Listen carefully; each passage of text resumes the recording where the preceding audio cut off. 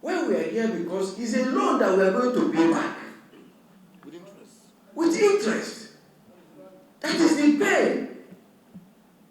If we don't pay this money, our children will still pay for it. It's so bad. Because if UNOPS here can tell us, as a country, that they cannot tell us what the local manufacturer have done that made them to disqualify this local manufacturer. See, the reason why all of us are here is because of one thing: Nigeria. If it's a grant or aid, we won't spend our time.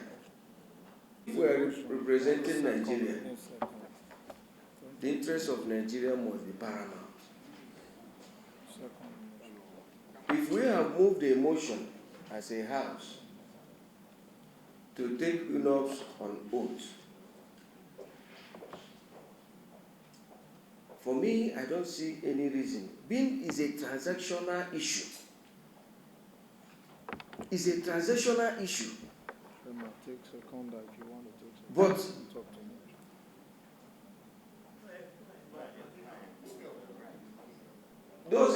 let me see if somebody is seconding on this motion first. All the necessary steps legally to enable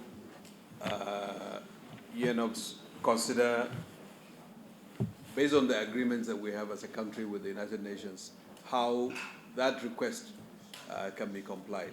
So I think that's something that we'll have to work with you. I think we'll need some further legal guidance, including from my own side, the Attorney General, to seek some counsel on that and how we're going to do that. But in terms of the substance of why we're here, so two things that I would like to leave the committee with is that the $100 million loan is intact. 8 million for the commodities are being procured. All of those that are produced here are being produced here.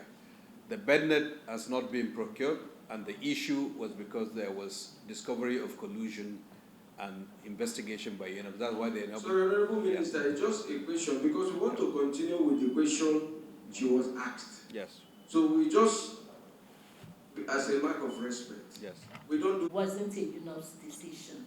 And when the Honorable Minister came into office, it was suspended. So it's not being implemented. And that's why the Honorable Minister is saying that the money is intact. And he invited us to observe this meeting to hear what the government of Nigeria would want us to now do. So that money is intact. The agreement was suspended to do international procurement. So the money is intact.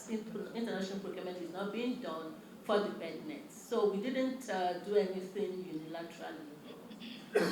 Continue with that, Mike. There is a clause that was signed that a local contractor should bid and should be contracted on the issue of the bednet.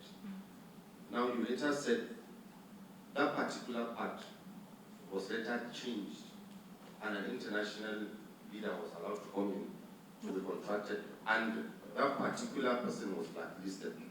The question I asked was, what gives the power under that clause? Because, Mr. Chairman, I believe whatever goes and comes, in as much as this contract is concerned, the House has a say on it. Was the House involved after the alteration? So, this is my question. Like I said earlier, the contract was amended but didn't come into force. So it didn't come into force. It's not been implemented. Which contract was there now? You know, we did a first contract that was signed in 2022. Yeah. And then when the issue that the minister referred to happened, we proposed that there be an amendment. That was discussed with the executive arm, and the amendment was done. But I already said that when he came into power, he suspended that amendment. So that wasn't enforced. So it's not being implemented at all. We're still using the original agreement Okay, of thank you, 2022. I'm telling you, the chairman, I'm for the Nigerians using, and they're not comfortable dealing with the terms of agreement, the terms of reference of the ministry. We can step them down from the transactions. You go ahead and procure another procurement agent, move on. Or we make an order from the House today, telling the Minister of Health what the committee wants to achieve, locally appointed contractor, and you not see wanting to be the procurement agent to be mandated to the suit. I think that is where we should go from. The money is with the Minister. So I come to a motion, Chairman, that we please, I move the motion today that the Chairman to the members grant that this transaction should continue. The main aim of this transaction is to use a locally appointed manufacturer from all their scrutiny and all their scrutiny and all their assessments. And the money has been kept for 4 years, and the contract and the transaction continues for the benefit of the loan and the benefits of the Nigerian people. I so move, Mr. Chairman.